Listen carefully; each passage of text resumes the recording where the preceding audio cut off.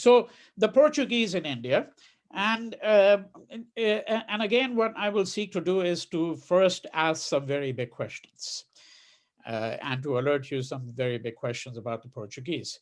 So, the Portuguese arrive in India in 1498. So around the year 1500, there are a number of big things happening. All right. And I want you to keep the larger context in mind. 1496, Guru Nanak begins his life as an itinerant preacher in India. 1498, Vasco da Gama arrives, and it's the beginning of what we can call the European phase of Indian history. 1509, you have Krishna Deva Raya, who begins his 20-year reign as sovereign of the Vijayanagar Empire. I will have a few things to say about the Vijayanagar Empire at the end of the first part of the lecture today, but it'll be very brief. And then if you want a longer exposition of this, I can combine that with the Cholas, about whom we had said that I might possibly do a lecture. So the Cholas are that dynasty in South India, which generated, some of the massive temples and some of the greatest sculpture ever seen in India. All right. Now, here's a map that shows European settlements in India. So let's look at it a little carefully for a couple of minutes, and then move to some general considerations that the map gives rise to. So you will notice that the key here shows that there were English, Portuguese, French, Dutch, and Danish settlements. Right? We're talking about 5 European powers here. Because generally what happens is that when one does history in India, I think most people are obviously aware of the British period of Indian history.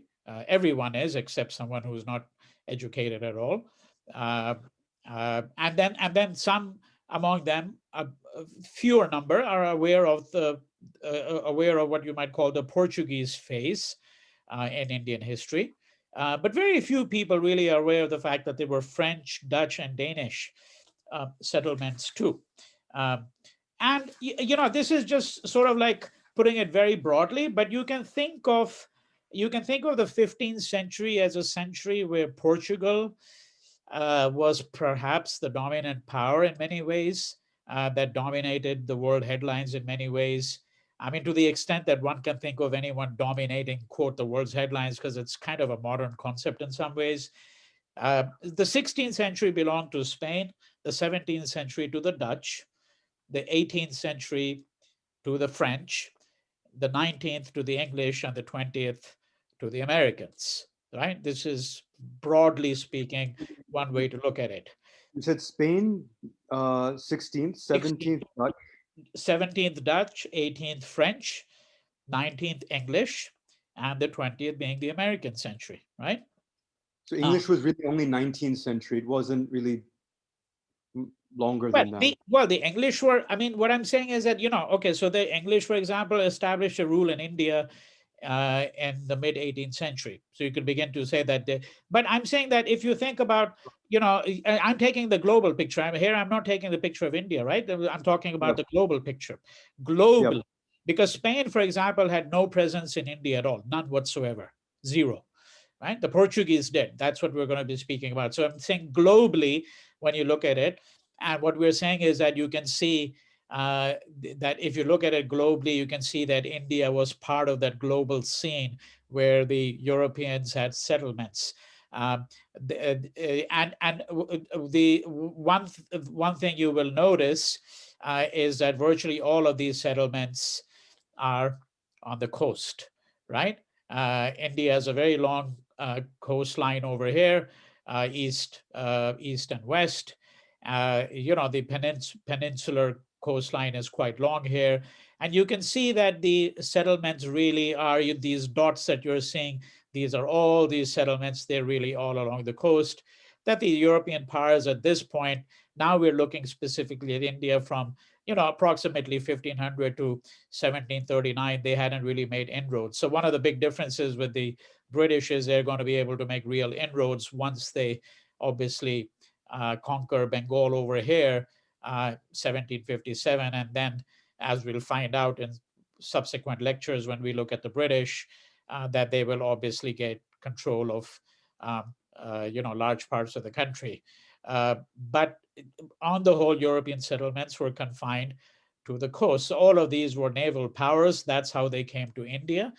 Uh, Unlike, for example, the Afghans that we have encountered, the Turkish, as it were, dynasties that we have encountered, the Central Asians, these all came, they all came to India via land, right? They came via land. Of course, we have Muslims who came from the Arab world, and they would have come both by land and by sea over a period of time. But most of the Muslim dynasties were all set up by people who came across land. It was really the Muslim traders who came by sea, some of them, but otherwise it was by land that we're really talking about. So now when we're looking at this, um, what we're also saying is, let's think of what the implications of the European presence are. Okay, but before we get to that, what we're saying here is that the coming of the Portuguese, especially because they're really the first Europeans who come to India, is also the beginnings of the dominance of maritime power over the land masses of Asia. Now, it's a significant shift, right? That henceforth the importance of a navy is going to become underscored when one begins to look at India. Right? And that was really not the case before. The one exception to that would be, to a very small degree, if you look at India as a whole, would be the Cholas, who were a maritime power as well in South India. But otherwise, all of our empires were land-based empires. And the navy was not important. Even the Mughals, as we're going to find out, didn't really have much of a naval presence. And that may be one reason why the Europeans were able to establish themselves as navies become progressively more important. England was, to use a phrase later on, the mistress of the seas. All right. So then can we say, looking now forward, should we say that the Indian independence movement, and no one has interpreted it this way, okay, what I'm going to mention to you, but think of it this way: can the Indian independence movement also be seen as a way of reasserting the importance of land empires? That this is Hindustan, there's a landmass here. It's not the coastal regions and the maritime powers that are going to shape our history anymore. It's this is, I'm putting it in a kind of a nebulous way, but in a way it's almost like the reassertion of the importance of a land empire, right? It possibly. There are other greater implications, and those we will have to consider in much greater length when we look at economic history and so on. But with the coming of the Europeans, we're going to find that international trade is going to start to become a greater factor in India's history. Not that India was not trading. I just spoke to you informally about the Indian Ocean trading world. All right. But the scale of things is going to really begin to change substantially. The internal trade and agriculture are going to be relatively secondary, at least for the European powers. All right. We can also think of the shift of power from inland to coastal regions, which is another way of rephrasing the whole question of land. And of course, with the coming of the Portuguese, we have a more aggressive presence of Christianity in India, what we might call the second phase of Christianity, because Christianity was present in India from a very early period, from, in fact, actually really just several decades after the death of Christ, when we know that Saint Thomas arrived in what is now Kerala, sometime maybe as early as 78 of the Common Era. All right. But Christianity never really spread at that time. And when you get the Portuguese coming, now you have an aggressive form of Christianity. But here again, Christianity doesn't really spread. And even under the British, Christianity never spread. And that's a very interesting fact about Indian history. unlike Islam, which did acquire a substantial following, as we've seen, so that at the time of partition in 1947, just before the partition, I mean, the Muslims accounted for, undivided India, they accounted for over 25% of the population. Christians have never numbered really more than 3% or so of the population of India. And that's something to think about. But let's also think about some other broader considerations before we now move to the Portuguese specifically. One is that when we're thinking of the Europeans, I would urge you to keep in mind that you've had waves of foreigners coming into India, establishing their political dominance over all of India or portions of India. We have seen that the extent of these empires varied, but you've had the Turks, the Persians, the Central Asians, Afghans, the Scythians or Shakas as they were known, the Greeks. They remember the school of sculpture that I'd shown slides from, Gandhara School of Sculpture, which is a Indo-Greek kind of school of sculpture. And then, of course, the Aryans themselves came to India from the Caucasus Mountains, the region around Georgia, present-day Georgia, from the Central Asian steppes, right?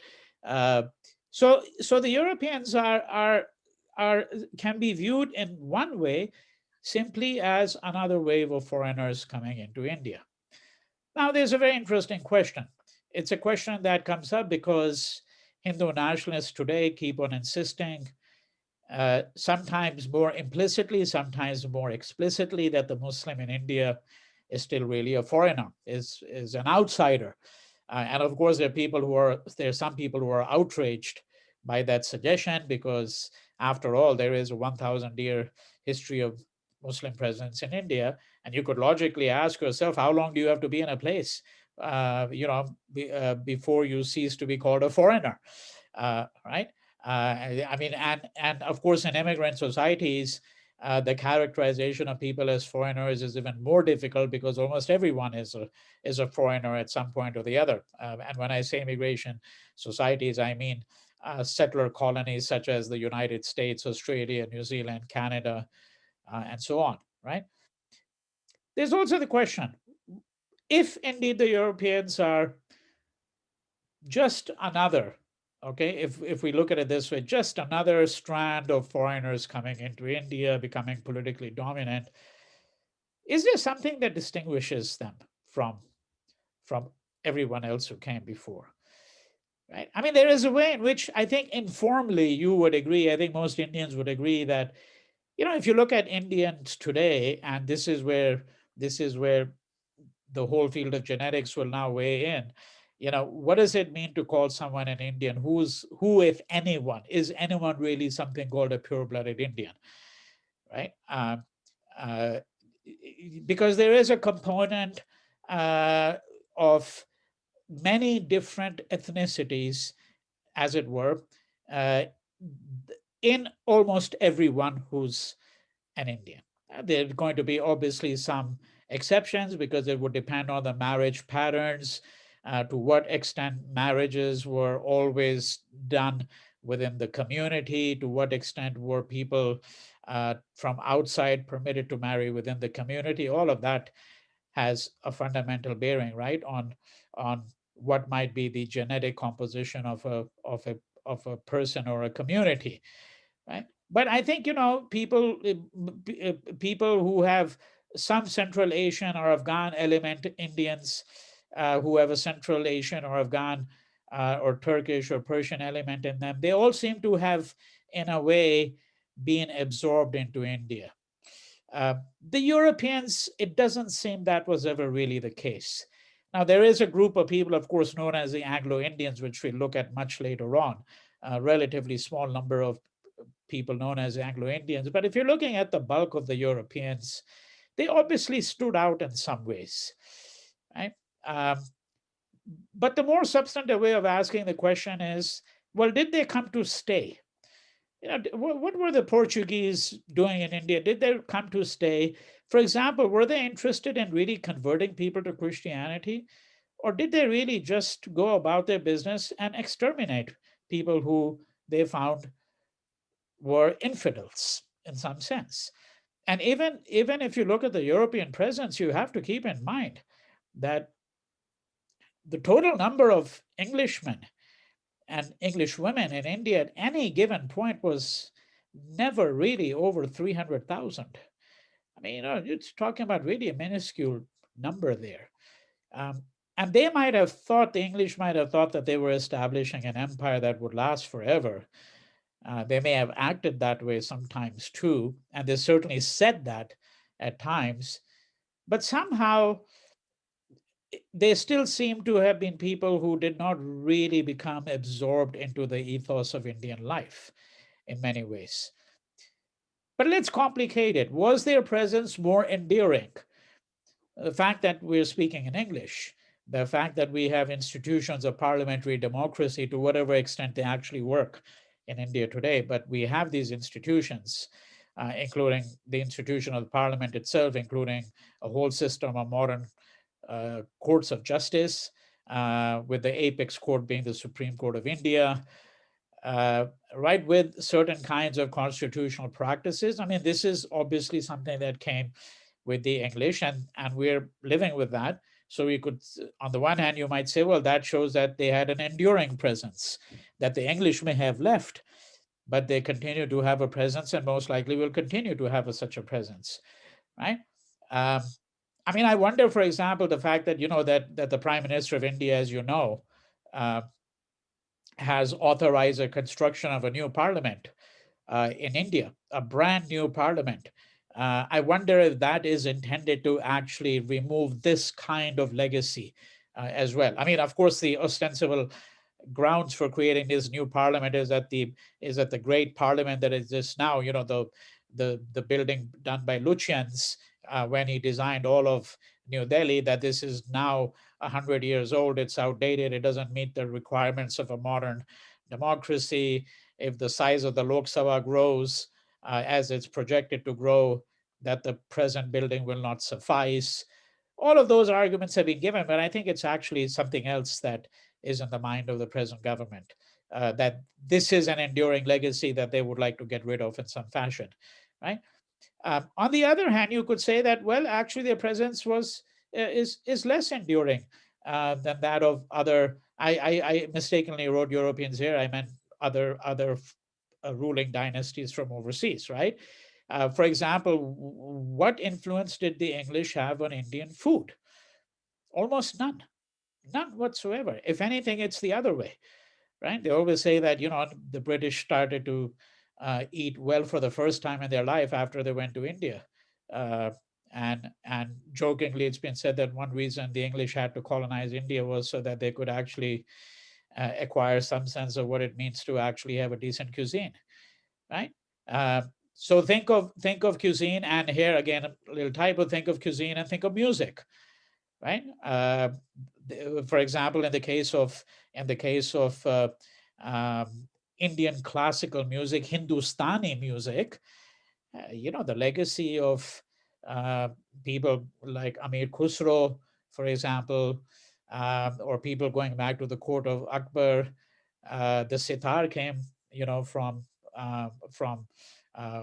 west of India, from that part of the world, right? Many of the instruments that we can think of, many of the musicians that we can think of, um, all of that contributed to the making of modern Indian culture. Um, what is it that the English contributed that goes to the making of modern European culture? And what is there that the Portuguese contributed, right? That's what we would have to ask. Now, who stands out in the European phase? And there are obviously some figures there, but I don't think there's anyone there who stands out the way European phase of Indian history. There's anyone who stands out there the same way that Ashoka, the Buddha, Mahavir, Akbar stand out. All right. So I would like to say that these are the larger considerations before we go headlong into the Portuguese. So why did the Portuguese come to India? What was the status of Portugal in the 15th century. All right. And there are some critical things we need to keep in mind here. One was that Portugal was, at this time, speaking about the 15th century, particularly the late 15th century, it was the champion of Christianity against Islam. If you go a little further back in time, just a couple of 100 years, 150 years, you have to, if you go back that period of time, you will think of it this way, that European exploration starts to become important. Okay, it starts to become important. One of the reasons it's important is, if you look at this map over here, this shows Vasco da Gama's first. We'll go back to Vasco da Gama later on. First voyage to India. Okay, so he leaves from Lisbon and he comes down here. He rounds. That's what it's called, rounding the Cape of Good Hope. All right, and he's going to come to the east coast of Africa here and then make his way to India. Okay, now this is a long roundabout way. All right, long roundabout way, because one of the other ways you would try to get to India, obviously, is you try to get there through, this is the Red Sea over here. So you try to get there through the the passage through the sea here, and then along the Mediterranean, and you're in Portugal over here. All right. Well, one fundamental problem that the Europeans are going to be thinking about is the fact that this whole region here, where my cursor is moving, what is broadly called Arabia here, this is the Gulf here, right? This is Aden. And then here, this is the Ottomans are based here, the Ottoman Empire. This entire region was under the rule of Muslim kings. All right.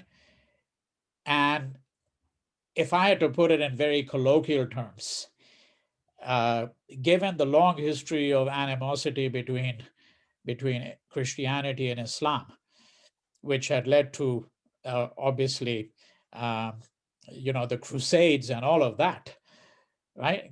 Given the long history of that hostility, the Europeans just wanted to, I'm putting it very colloquially, deliberately, they wanted to just get rid of Muslims. They wanted to be able to actually bypass the Muslims wherever they could. All right. Now, that was not the only reason why the Europeans were interested in the idea of exploration, because here the whole idea was, if you want to avoid this, then you have to find a sea route. And you might think, well, it's self-evident. No, because India was a long ways off, and nobody had really rounded the Cape of Good Hope before the second half of the 15th century, right? Giving a route to India. Right? But the advantage of this route was that you wouldn't have to go through all of these Muslim-run territories, which also meant, by the way, that the cost of things became more expensive, because every time you went through a region ruled by a Muslim king, you would have to pay duties. That person would charge duties, and the cost of an item became much more expensive. So if they were importing spices become very important, not just to preserve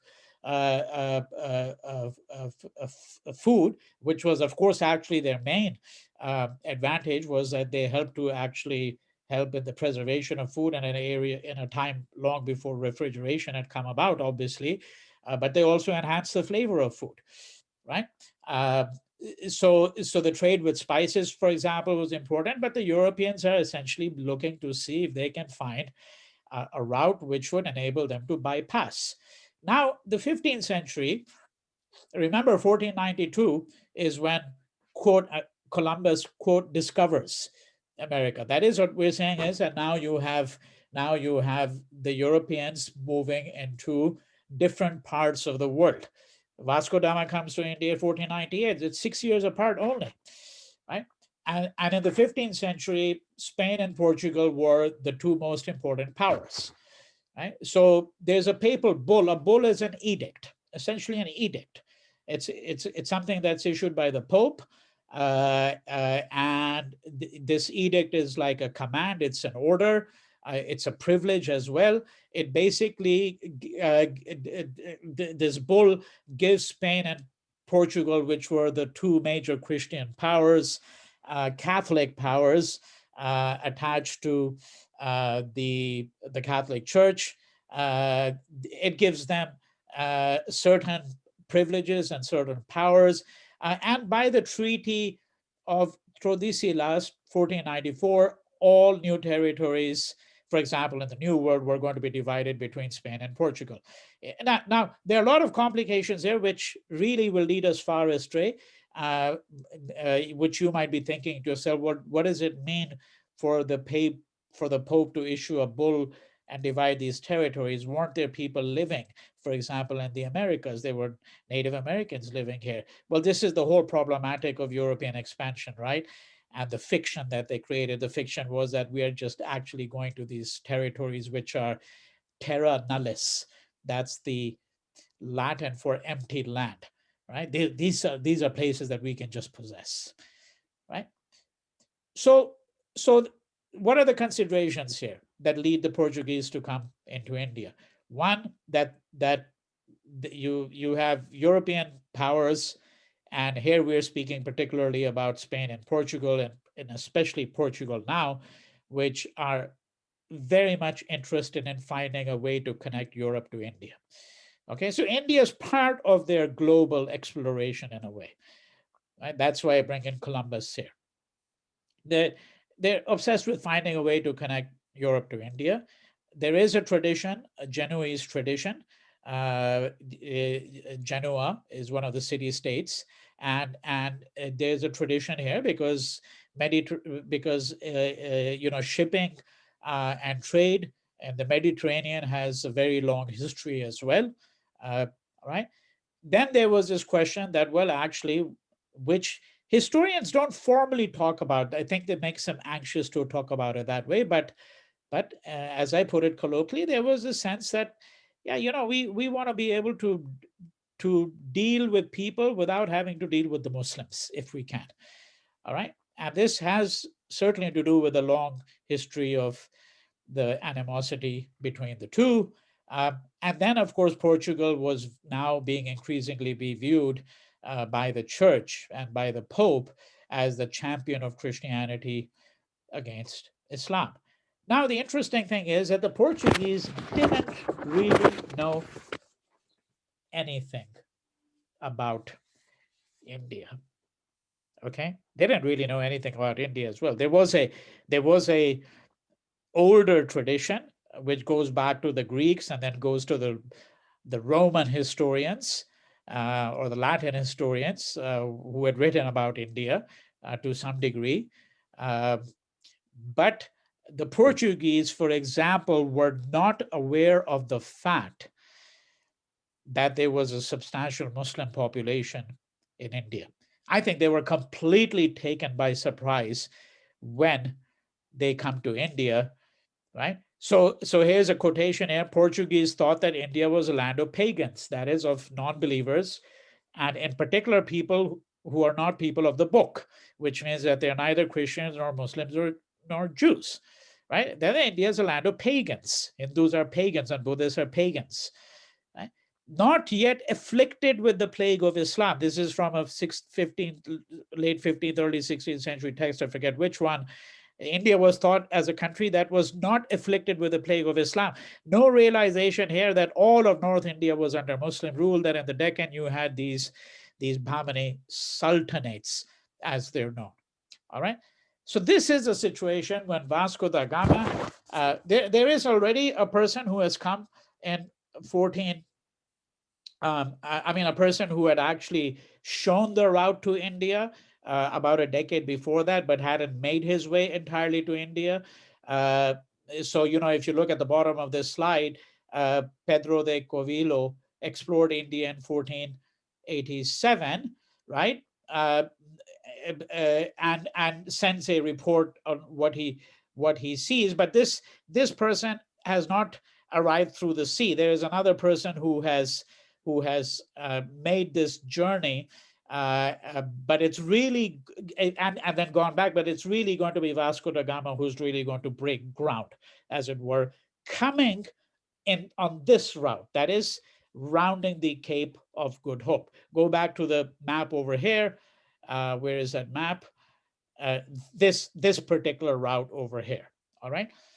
So what does Vasco da Gama see? What does he encounter when he comes to Western India in 1498?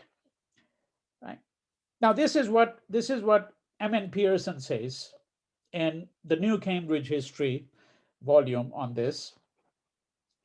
And I quote, when da Gama sailed up the East African coast, right? So here he is, he's come from here, and now this is East Africa coast in 1498. He sailed into a familiar world and one already linked to the Mediterranean and Europe.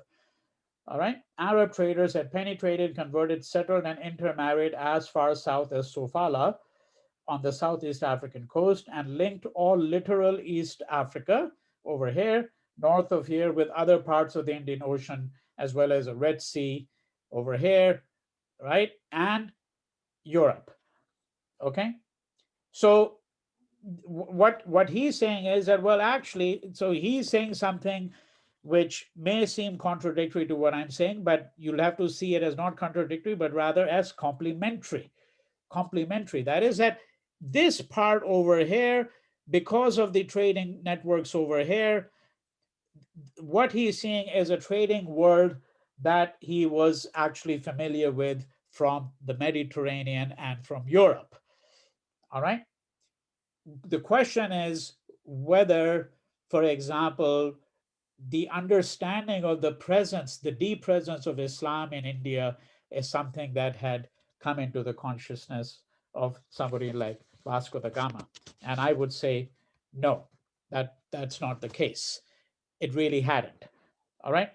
Now, there's a very interesting historian, highly influential historian, particularly of China, wrote a massive work running into something like 10 volumes on science and civilization in China. But, his interests were wider ranging, and he writes about global history and all of that. So his name is Joseph Needham, and this is what he says.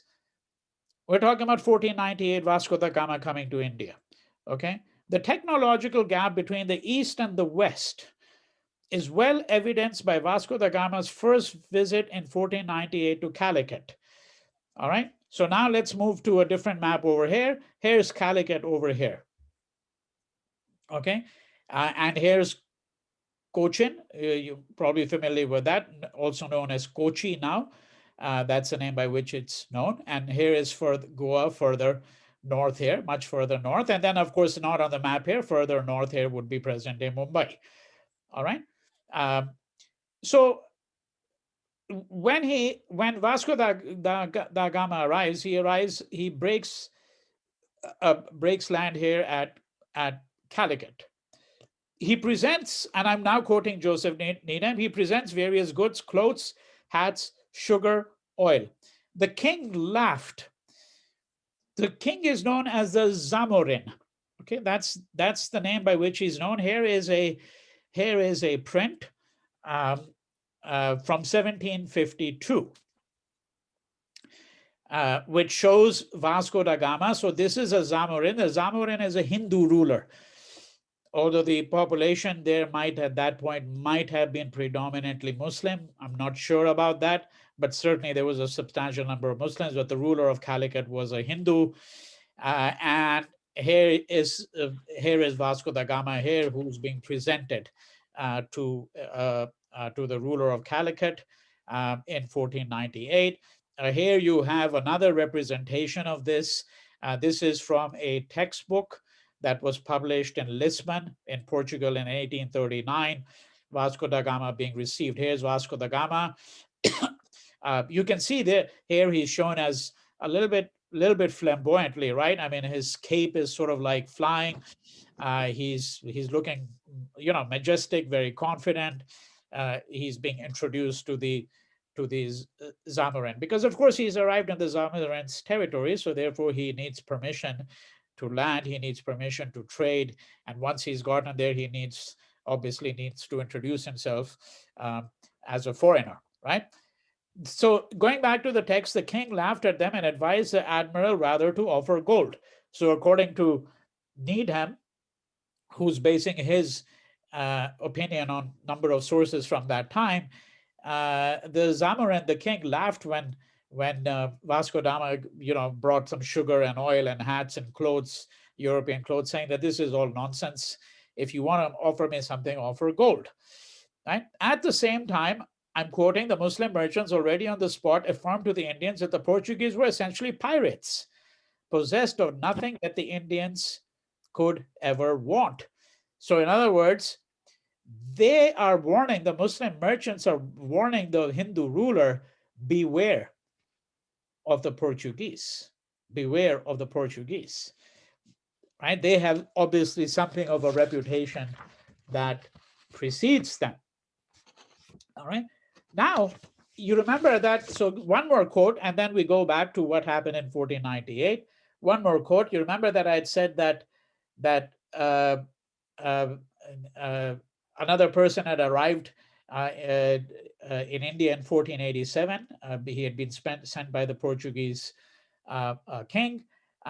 And he had given a report. When he returned, he reported that, quote, he was astonished at what he saw at the Indian ports, the lively commerce, and above all, the lots of cinnamon in the storehouses of the Arab merchants, the pepper climbing the trees, and the immense quantity of spices which grow in the fields just as wheat grows in Europe.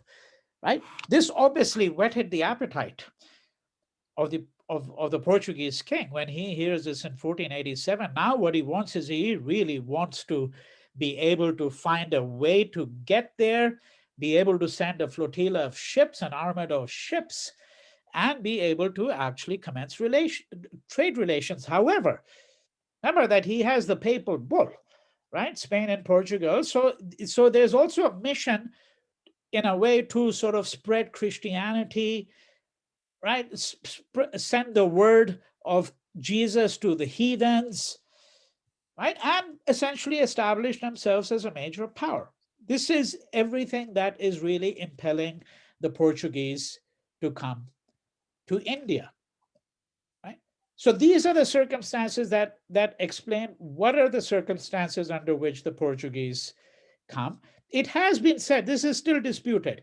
I think the majority of historians accept this, but there are a couple of well-known historians who don't accept this view, that actually, when Vasco da Gama arrived, his ship, his boat was actually guided into the port by an Indian sailor. That is that the Indians themselves were the people who actually guided them into there, thereby suggesting that, look, I mean, what this suggests is that, from the very beginning, the Europeans also needed Indians working with them to be able to establish their presence in this part of the world. All right. So he arrives there on 20th May 1498. Now the problems begin almost at the outset. They began almost at the outset because what Vasco da Gama wanted was special trading privileges, which the Zamorin refused to grant him. The Zamorin, that is a ruler, the Hindu ruler, also wants to impose, as he would have with any foreigner, duties on things that this man is bringing in. All right, and when Vasco da Gama realizes that many of the people there, that many of the Indians there are Muslims, he actually wants to kill some of these people and take some of them back with him as slaves. Right, so there's going to be a bit of an altercation. A lot of the texts talk about that, where in a rage he burns some of these ships, and in fact, when some of his fellow Portuguese said, hey, we'll take these Moors here are Muslims, we'll take them back alive. What he wants to do is he just wants to kill them right? And he refuses to pay duties. And so he has to rush back in 1499 with whatever goods he had acquired, which was principally pepper. And according to the sources, he may have made a profit of as much as 60 times, when he sells the pepper back in Portugal itself. All right. Now, I bring in one very important consideration. And that's a consideration that some historians say, oh, it's a bit of a romantic kind of reading about, the pre-colonial Indian past. That so what am I referring to? What I'm referring to is this, because the question may have struck you. You may be thinking to yourself as you're formulating a question, well, how many Europeans are there, right? And why can't the Indians deal with these people, right? Because it's not like he came with 50 ships and thousands of soldiers. He's leading a small, small parade of ships, about 3 or 4. Most of these are what you would call relatively small sailing ships. So you're not talking about a huge number of people that he's brought with him. But this is the difference. The Portuguese had cannon on their ships. Now, the Indian Ocean trading world was a world where large number of people are interacting with other people from other parts of the world, other nationalities. All right, so you've got Indians, you've got East Africans, you've got Southeast Asians, lots of different Southeast Asians, you've got Chinese, you've got people from the Gulf. They're all part of that. It has been argued by someone like Amitav Ghosh, who's not a historian, mind you, but he's highly educated person and a first-rate novelist, and someone who has looked at that time. And I don't think he's the only person who would make that argument by any stretch of the imagination. His argument is that, look, the Indian ancient trading system is like an ecosystem. There's a place for everything, right? And in this ecosystem, there is a certain amount of respect that everyone else has for everyone else. Now, in this world, it is understood that if you're trading, you do so partly with the intention of making a profit, because this is how people are making a living. However, his argument is that there is a certain kind of what we can call moral economy at work. Moral economy means here that there is a tacit understanding. It's not like there's a rule that's been written down. There's a tacit understanding that, all right, so if you buy something for 10 rupees, you can sell it for up to 20 rupees, 30 rupees, 40 rupees, as it were. You can't sell it for 4,000 rupees. Okay?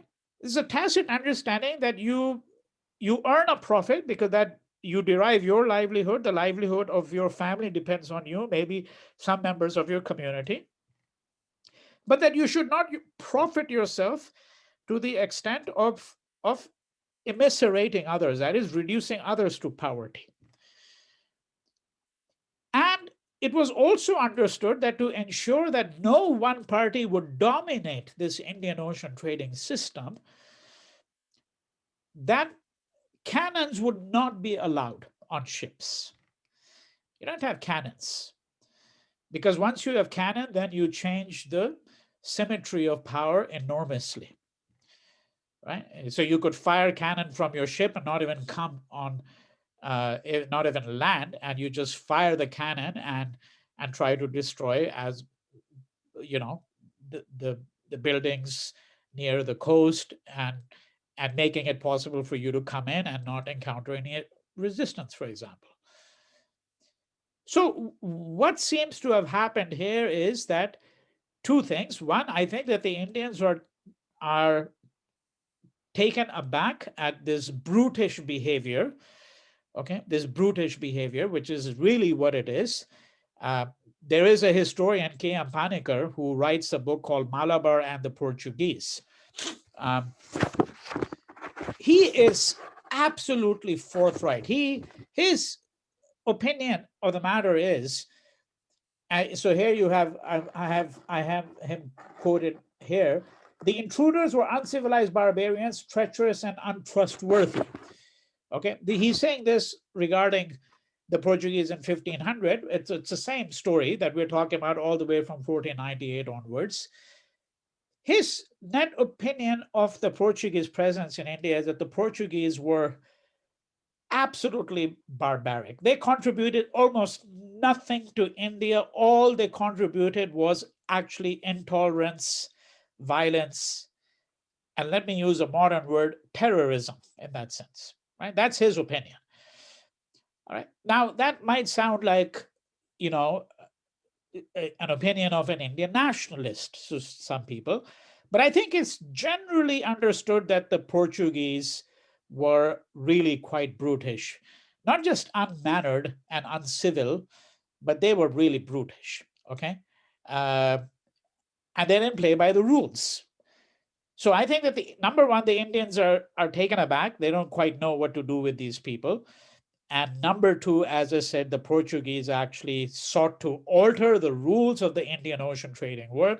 And remember, by the way, that basically at this point in time, Portugal is going to really become very swiftly the dominant power in this part here. Okay. And we're going to see that this really is the beginning of the European period of what we might call Asian history, not just Indian history, but Asian history in many respects. All right. Um, and let me just continue with this, and then I'll stop so you can pose some questions. But let me just continue in this vein for 10, 15 minutes, including a little bit about the Inquisition, about which we do know a little bit, that was imposed by the Portuguese in India. So and modes of governance. So anyhow, Vasco da Gama, there's this ruckus in India, and he's going to return to Portugal in 1499, where, as I said, he sold the pepper that he had taken from India at an enormous profit. There is going to be a new expedition of 6 ships that is going to be sent out right away. And the Portuguese at that point had determined and let it be known to everyone that the laws of the sea did not apply to infidels. All right. So here again, I need to really make it very clear what I mean by that. Okay. In other words, and here I'm quoting the words of a Portuguese person, Barros, who says, quote, "It is true that there does exist a common right to all to navigate the seas. And in Europe, we acknowledge the rights which others hold against us." Okay, so there's a right to navigate the seas, and in Europe, we acknowledge this right that each one of us has, the Spanish, the Portuguese, the Dutch, the French, and all of that. But this right, and I'm continuing the quotation, does not extend beyond Europe. And therefore, the Portuguese, as lords of the sea, are justified in confiscating the goods of all those who navigate the seas without their permission. Right? And what I'm saying really here is that let's not single out Vasco da Gama and say, oh, only he conducted himself in a brutal fashion, engaged in barbaric behavior. All the Portuguese did that. So this next expedition brings a man called Cabral, who basically is going to terrorize a population, at least in the way in which Panikkar puts it. And I've given you the quotation from Barros to indicate that one of the problems, certainly, unquestionably, was the fact that the Portuguese did not recognize what you might call the common right to navigate the seas, that this right did not belong to infidels, right? To infidels, to those who are unbelievers. Vasco da Gama himself is going to come back for a second trip in 1502, arrives on October 30th. He wants all the Muslims expelled from Calicut. This is one of the demands he puts to the Zamoran. The Zamoran, the ruler, turns the demand down. And what does Vasco da Gama do? He uses the cannon on his ships. Now he's come with a much larger number of ships. He's going to destroy some of the ships. He's going to bombard Calicut. And he's going to be able to loot the warehouses which have, whatever goods there are, including spices, peppers, cinnamon, and he's going to go back. All right. See, what has really happened here is that the Portuguese have changed the rules of the game. They're using cannon, which Indians were not, and certainly they were not using it on their ships. Okay, they were certainly not using it on their ships at all. So the Portuguese are going to start building forts. Remember also, because you might think to yourself, okay, what about let's go back to this map over here, okay? And I'll show you another map which is actually a little bit more pertinent. But remember, this map is really showing European settlements, but the Mughal Empire has not yet been founded, right? That's 1526. So we know that the Delhi Sultanate is here. It's on its last legs. Over here, you have a Hindu kingdom of Vijayanagar over here, and here you have Bahmani Sultanate. So you've got Muslim rulers scattered over here with their possessions. You don't really have one central power at this point.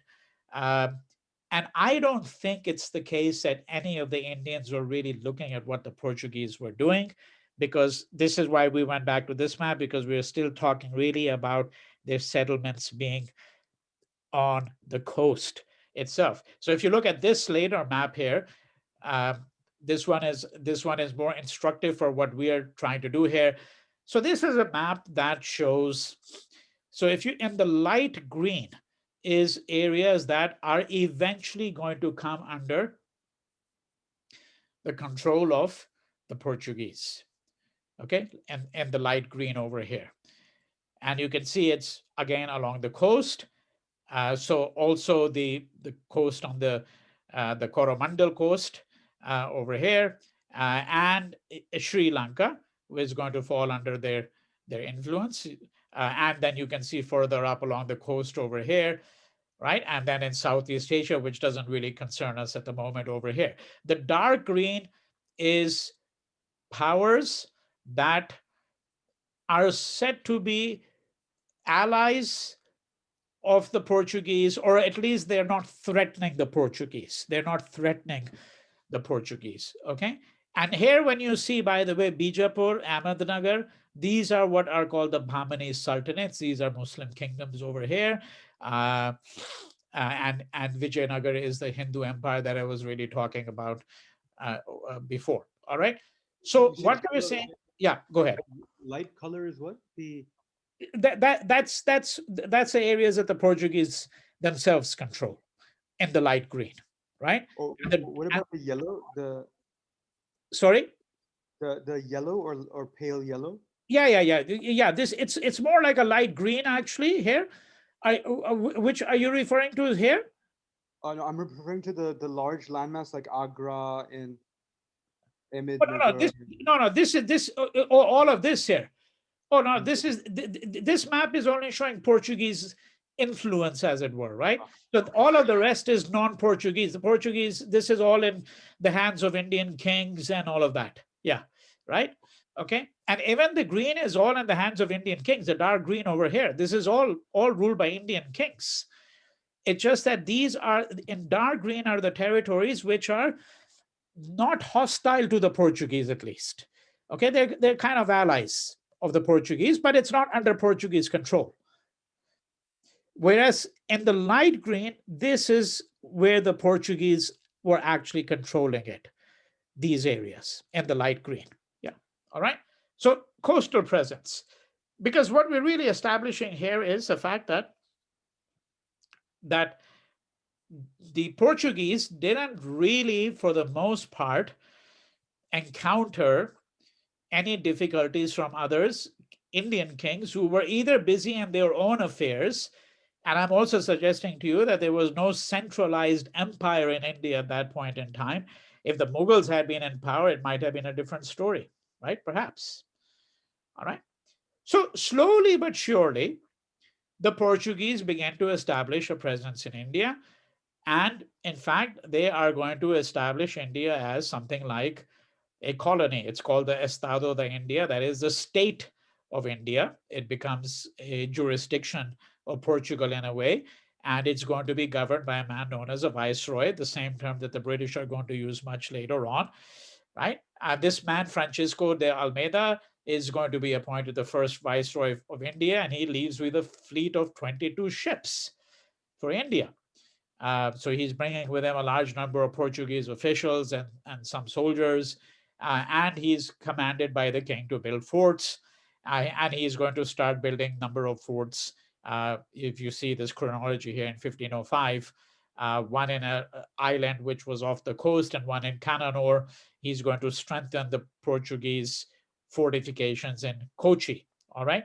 1506, the Portuguese are going to enter into a military confrontation with the Zamoran of Calcutta, whom they're going to defeat, the Hindu ruler. So now this map here that you see, that's why we're talking about the Portuguese being able to establish a presence here, right? And here I'm not talking about all of this in 1500. I'm talking about this is at the height of Portuguese power, which would be, 1600, 1625, somewhere around there. At this point, initially, we're just talking about their presence in very small parts over here. You see Cananor. This is one of the places where my cursor is. This is one of the places where they had actually built a fort. Right below that, to the south of it, is Calicut, where Vasco da Gama had arrived. Kochi is where they had another fortification. All right. So this map is showing Portuguese possessions in India over a period of time. Now, when we go back to the beginnings, so we're talking about now the early 1500s, the first 2 decades, the Portuguese defeat the Zamoran, and a second viceroy is going to be appointed in 1509 by the name of Alfonso de Albuquerque. All right, 1510. The Portuguese are going to be able to defeat the Bijapur Sultanate. This is one of those Muslim kingdoms in that area, and they are going to take Goa. They're going to take Goa from the Bijapur Sultanate. This is going to become the hub of their empire. This is where the capital is going to be established now. All right. And then over the course of the next several decades, I point out that they're going to establish a number of other ports where they're really going to start spreading out, because now we're speaking about much further north, right? Basen, for example. So if you look here, let me see if I can go back to that map. Yeah. So what we're talking about now is the Portuguese presence after 1530 starting to extend into northern portions of what is present-day Maharashtra and Gujarat over here. All right. Okay. So gradual expansion of their rule. And then in 1560, they are going to bring the Inquisition. Now, I want to spend a few minutes on that. To India, they bring the Inquisition, officially terminated only in 1820.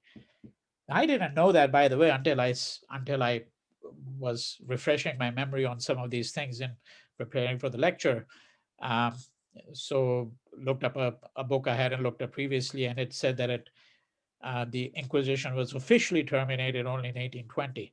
So need to say a little bit about what is this Inquisition, because that also tells us quite a bit about their frame of mind and how they're thinking, the Portuguese. And what do I mean when I speak about the severe indictment passed on the Portuguese by scholars such as K M Panikkar? Allowing for the fact that Panikkar was a nationalist, but I think even the quotations I gave you from Barros, the quotations I've given you indicating the fact that, well, when the Portuguese come, what do they really have that they can contribute, okay, to India? And what legacy did they really leave behind? So very briefly, before we get into the Inquisition, because in order to understand that, you have to see what was a mode of governance very quickly. But as I already indicated, 1503, 1505 is when, they establish what you might call a kind of a colony. So it becomes Estado de India, they call it. So this is where they've established a small colony on the west coast.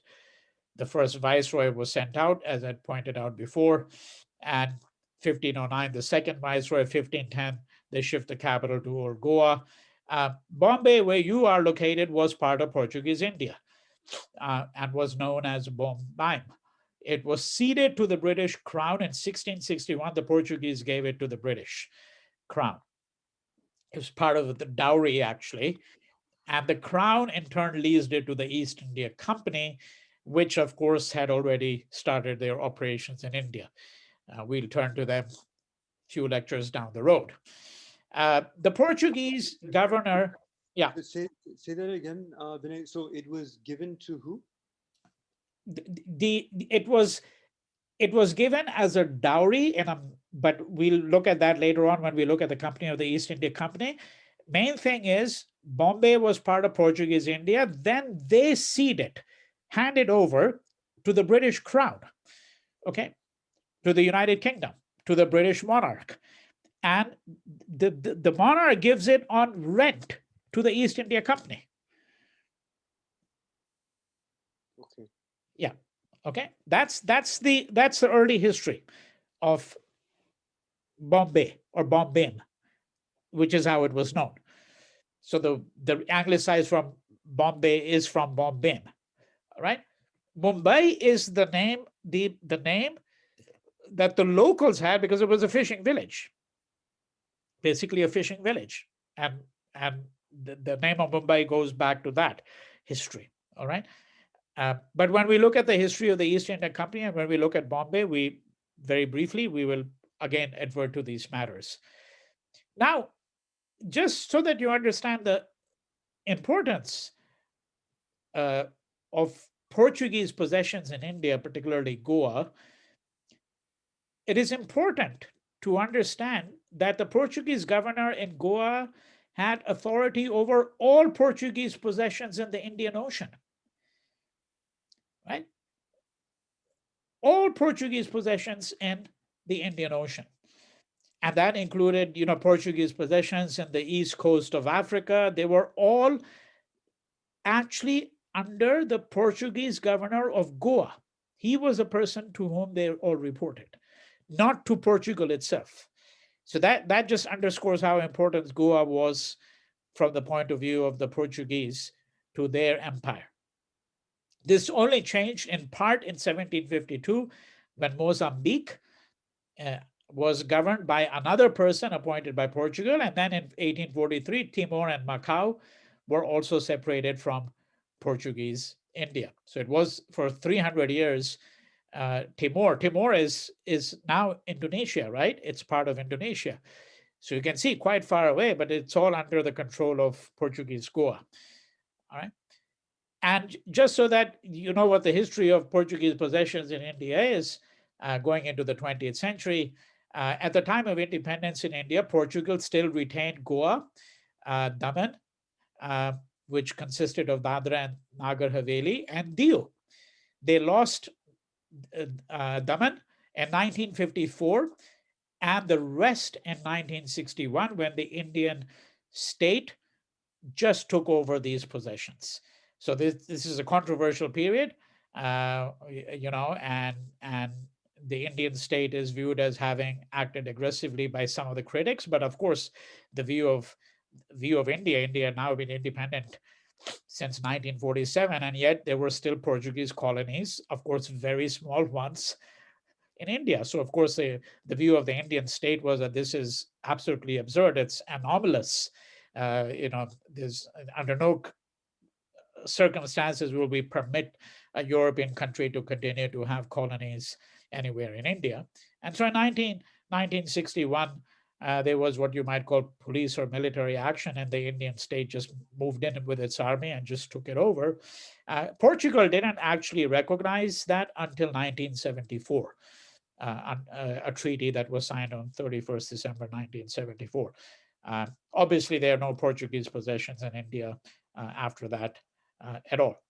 So now here's a question, and this will take us to the Inquisition. What was the Portuguese legacy in India? So The biggest legacy is that the introduction of printing. After printing had come to Europe, remember the Gutenberg Bible was the first work, and that kind of modern printing comes to India with the Portuguese in 1566. Now the Portuguese, the Jesuits are the priests, right? Um, it's an order. It's a Society of Jesus. Formally, it's one of many Christian orders. Jesuits have a long and fascinating, complicated history because they are very often associated with traditions of learning. Uh, Wherever the Jesuits went, they took learning with them. But they could also preside over the Inquisition, as happened in India in some ways. Um, and when I speak of traditions of learning, we will look at one such text. It's a fascinating text. Uh, for example, one of the first botanical treatises on medicinal plants written anywhere in the world was written by this man, Garcia da Horta, who was a Portuguese um, living in India. Okay, so someone like K M Panikkar, when he completely condemns the Portuguese, I understand that. But I think that there are some contributions of this kind which I think have been overlooked. There was obviously a kind of church architecture that they brought to India. So if you've been to Goa, you've seen, especially old Goa, you've seen some of these magnificent churches. I mean, and I think that whenever you have something like that, what it does is it adds to the complexity of the architectural inheritance of a place. So I think that if you're doing architecture in India today, the architectural inheritance of India includes various styles of um, architecture that have come down to us from the Mughals. It includes Buddhist architecture, it includes Hindu temples, it includes, complexes such as Khajuraho, Ajanta, Ellora, but it also includes Goa's architecture, church architecture, right? And I think Goa does have a distinct place in Indian culture. I think most people simply associate it, obviously, with the beaches, and people associated with an easygoing lifestyle. So if you look at the Bollywood cinema, and you look at the dominant image of Goa, Goa was always a place which was viewed as being lax in sexual mores and moral standards. That this is where uh, you didn't encounter the kind of sexual puritanism you encounter in the rest of India. This was the dominant view of Goa. So it has had that kind of image in India, and that's one reason why we find that there's always been a European interest in India as well. Whether one wants to call uh, uh, this a legacy of the Portuguese, or simply say that, because obviously there are different views on that. There are people who say that, well, this is not really part of Indian culture, but there are those who say that, well, Indian culture is not one thing. It's been something that's been molded over centuries, and it's absorbed, things from different parts of the world. All right. On the negative side, explicitly negative side, there is but no question that I think that the Portuguese instituted a reign of terror in India. When I say India here, I mean obviously the places where they had something of a presence, which we've already seen in many of the maps, was largely coastal regions that we're really talking about. I don't think they held to any moral standards whatsoever. And I don't think that this is a view just of one or two nations. I think that there are plenty of European texts that point to that as well. The most egregious example of what we might call the barbaric legacy of the Portuguese is the fact that they instituted an Inquisition. So, an Inquisition, the practice obviously goes back to Europe itself. So the Inquisition was launched by the Catholic Church to ensure um, that um, that areas that came under the influence of the church adhere to the faith.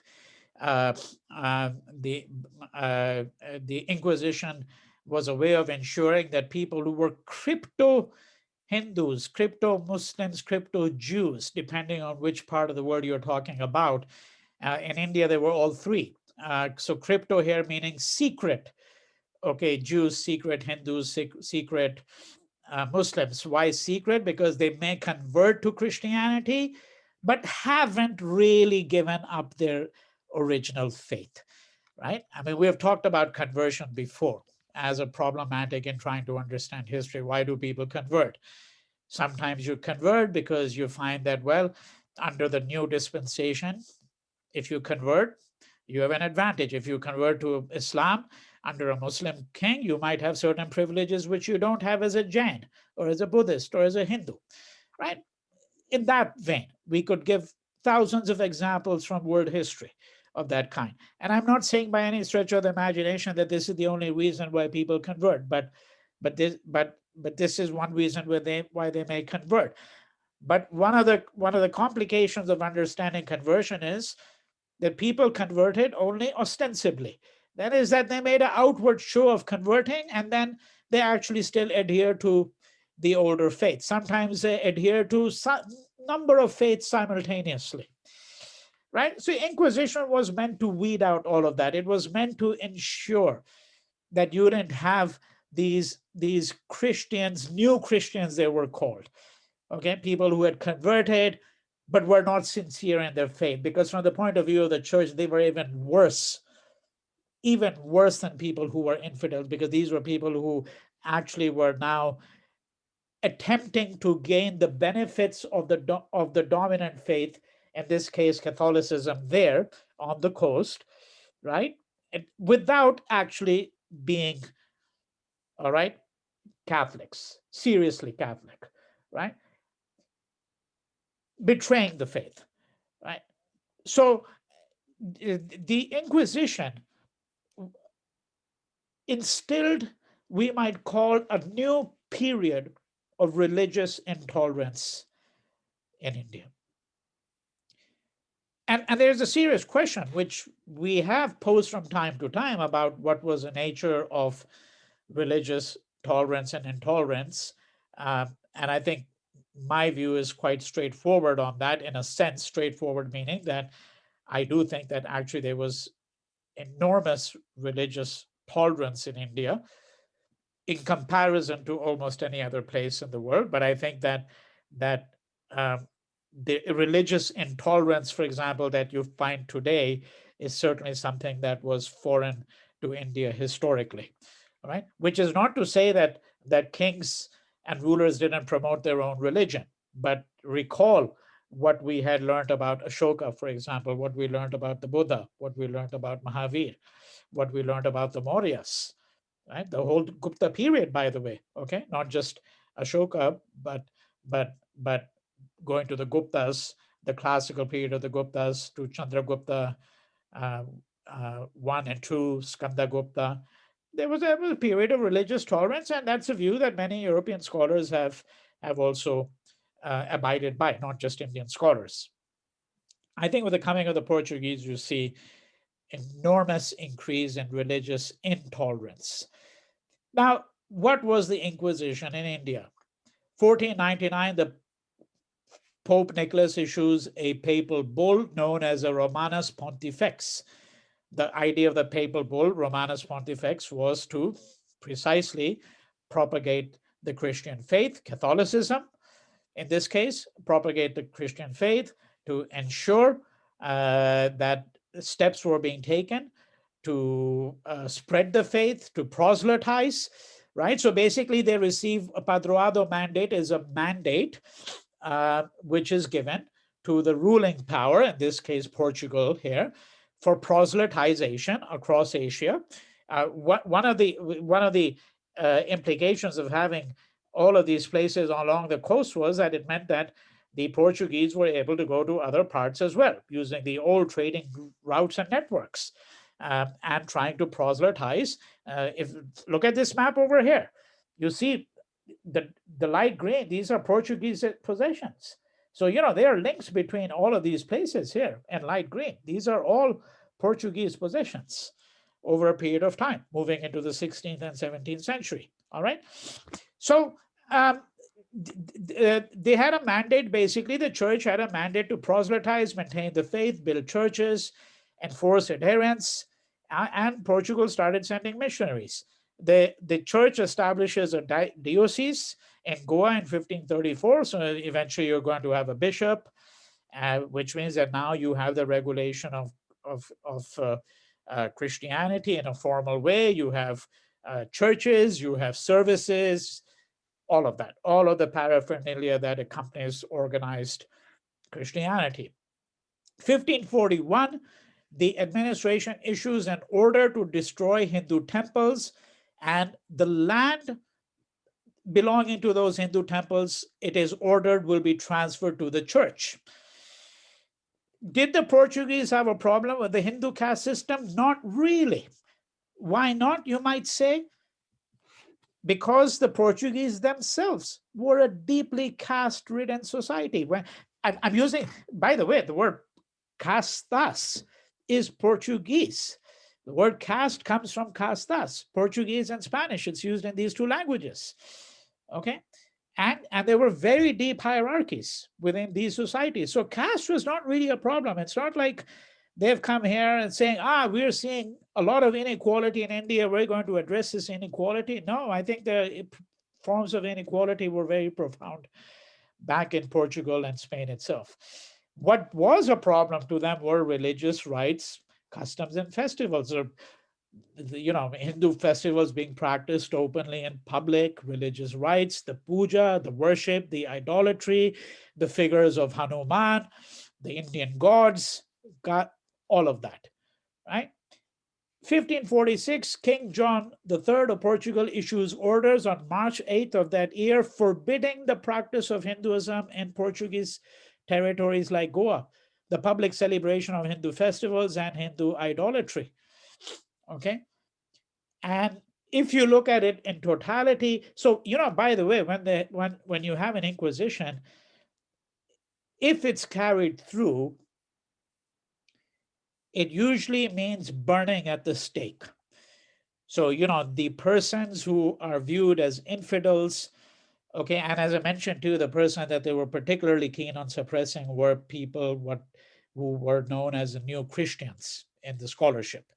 New Christians meaning people who had converted recently, but were viewed as secretly holding on to their older faith.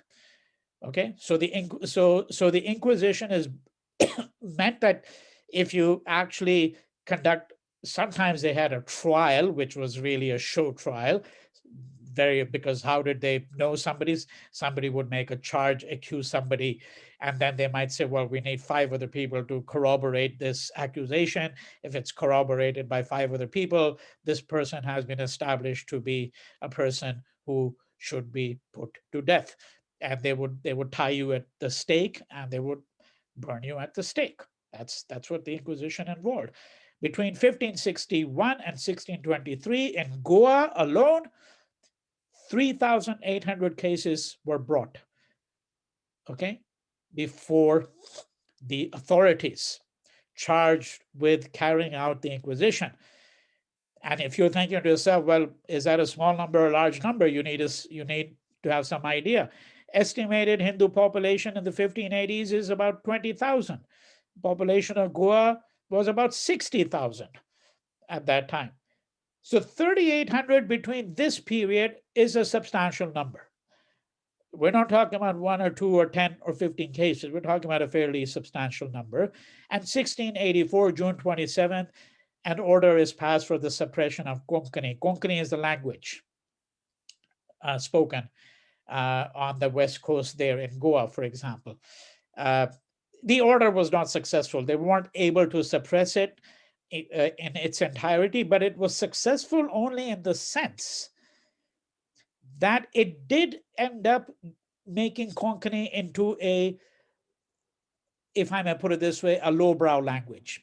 That is, that the elites all went either for Portuguese or they went for Marathi. Okay. And Konkani really became the language of the lower classes and the lower castes.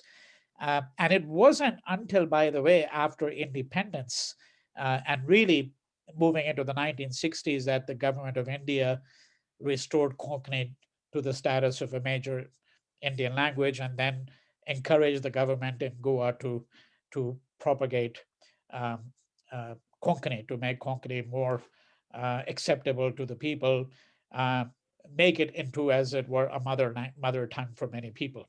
All right, all right. This is a print from 1783. It says here, you'll have the PowerPoint so you can look at it later on. The procession of the Inquisition of Goa at Goa. So it shows the priests and the cardinals and all of that. And there was usually, when you had this Inquisition, so you would usually burn a number of people together. You would usually have a kind of a mass burning, and then it would take place from time to time. So this is a print from 1783, which just shows one of these processions. And before we conclude this discussion of the Portuguese, I want to look really at one text and one person that I think only scholars are aware of his work, but really it's very remarkable. And I think this is the kind of contribution that inadvertently certainly happened. That even if one takes the view that, look, politically speaking, the Portuguese, they behaved in a barbaric fashion, they conducted the Inquisition, religious intolerance became the norm. Even if you allow for all of that, nonetheless, I think it's impossible to say that something didn't come out of it, out of this whole Portuguese period of Indian history, which one cannot look to, all right, as something that is interesting and admirable. Certainly, one of the more interesting little details out of the history of the Portuguese in India. So this concerns a man called Garcia de Orta, who lived from 1501 to 1568. His family is actually from Spain. Okay, so he was a Sephardic Jewish naturalist, botanist, and physician. That's who he is. But his family is from Spain, and they fled to Portugal. They fled to Portugal because in 1492 there was an expulsion of Jews, as you know, from Andalusia, from Granada. The Jews were expelled. So he's Jewish. So his family come to Portugal, which at this point in time had, Spain was the more dominant kind of power with respect to, especially the idea of, well, dominant is not the right word, that Spain was more puritanical in its pursuit of what you might call a orthodox form of Christianity.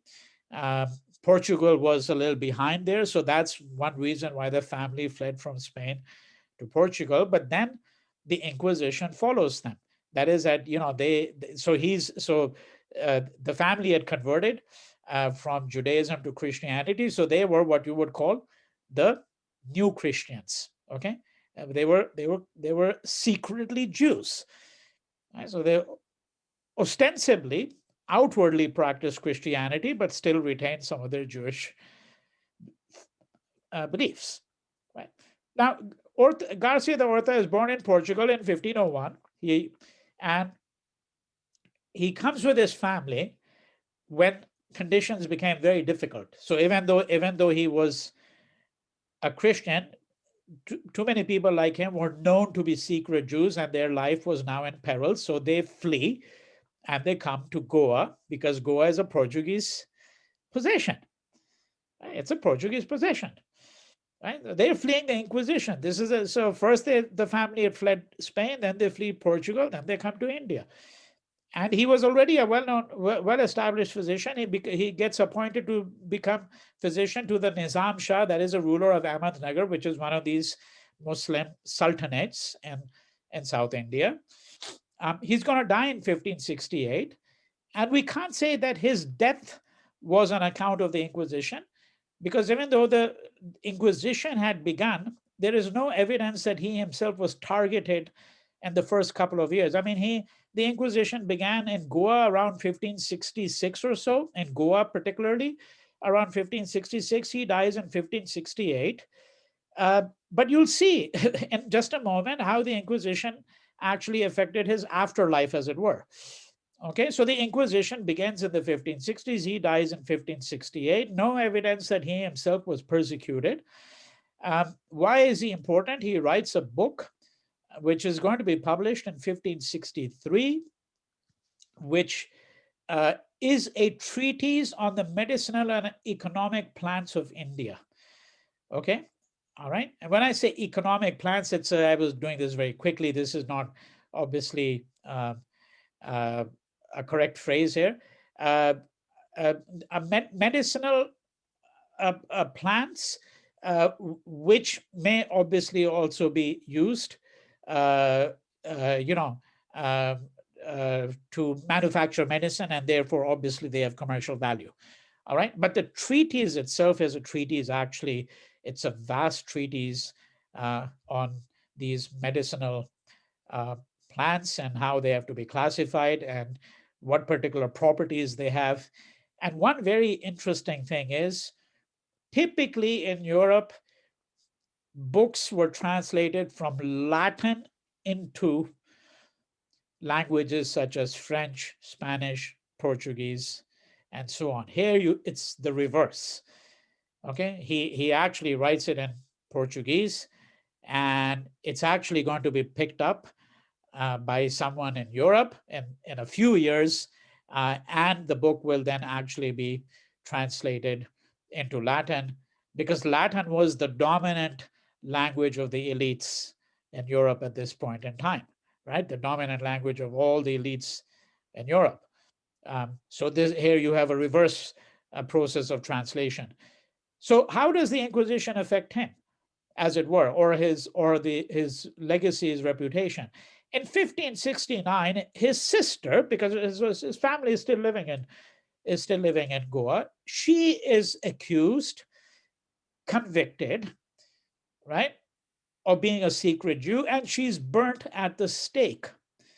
Now, because she was revealed to be a secret Jew, therefore, the inquisitors came to the conclusion, correctly, that other members of the family were also secret Jews, including Garcia da Horta, who already died. So they have his remains exhumed.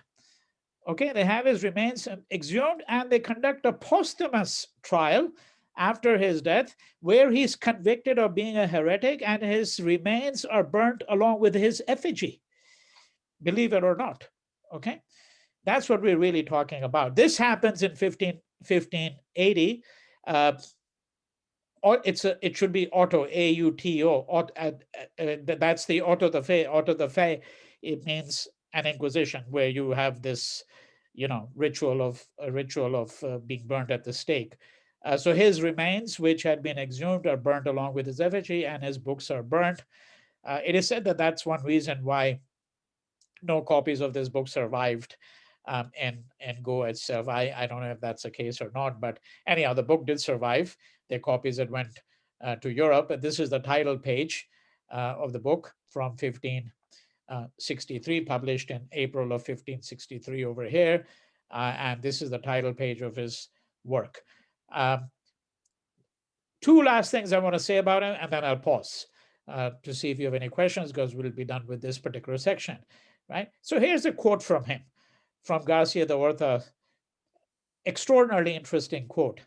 Keep in mind what Al-Biruni had said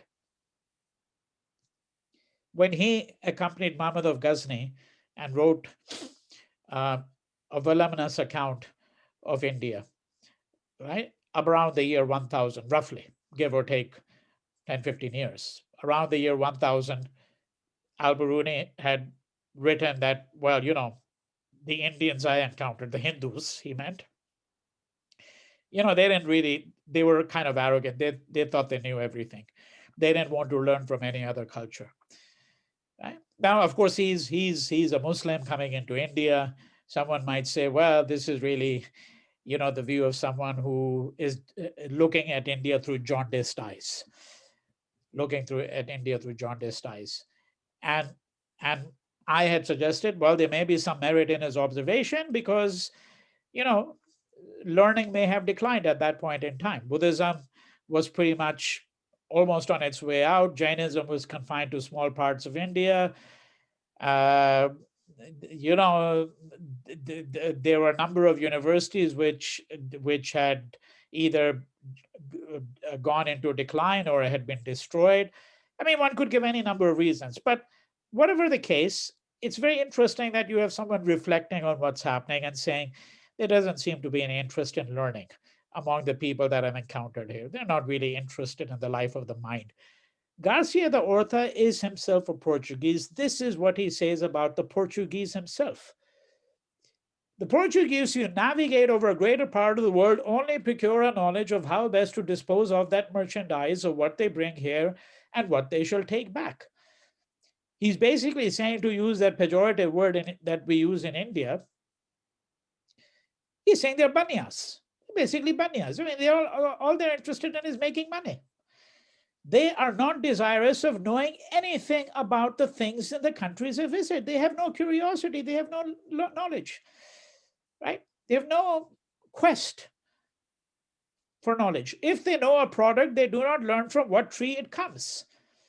Of course, here he's also giving a justification for why he's taking an interest in all of these botanical plants and trees. And it said that, by the way, that he had cultivated a very large garden where he was able to study all of these plants at considerable length, in considerable detail. If they know a product, they do not learn from what tree it comes. And if they see it, they do not compare it with one of our Indian trees, nor ask about its fruit or what it is like. Right? So he's really saying that, there's no real quest for learning among these people. So the second thing about Garcia the Orta, which is related to this, is this treatise itself. Why it's so extraordinarily interesting is because he indicates in this treatise that, look, there are actually works available in Indian languages. There are Indian medicinal traditions. Okay, and he's obviously completely familiar with the European traditions. All right. But what he says in this book is that in order to gain a real understanding of these plants, these hundreds and thousands of plants, and what medicinal value they have, okay, what are their properties? He says, I had to go to the lower castes. I had to actually work not with the Brahmins, whose knowledge, he says, is bookish. They know how to classify. They've got their own theories about it, but they don't actually know much about these plants. They've never taken a plant, boiled it, and then, seen, oh, if I drink, the water from this medicinal plant, if I make a concoction, this is good for treating cholera, or this is good for treating measles, or good for treating typhoid, etc., etc., right? He says it's the lower castes who know that. And of course, what he's implying here is that the reason they know that is because this is what they have to rely upon. These are the people of the jungle, so to speak. They live in the jungle, many of them. They live in the wilderness. They come up with their own solutions. And so he says, I actually spent a lot of time, talked to them. They helped me understand these medicinal plants of India. This treatise became very influential, by the way, very influential. And if you go to the internet, you will see that in Lisbon, outside the Institute for the Study of Tropical Medicine or something like that, there's a huge statue of Garcia de Orta, right? That is that his contribution to learning is immensely recognized. It's also important to mention that usually when we think of the European acquisition of knowledge about India and all of that, what we're really thinking about is the British, what the British did. But this is an earlier phase of European knowledge accumulation of India. And I think scholars are now turning their attention to a greater degree than they did before to this, to what were the forms of knowledge production that took place under the Portuguese in India. All right, so we'll stop there. I don't know if you have any questions. So a few questions. One is,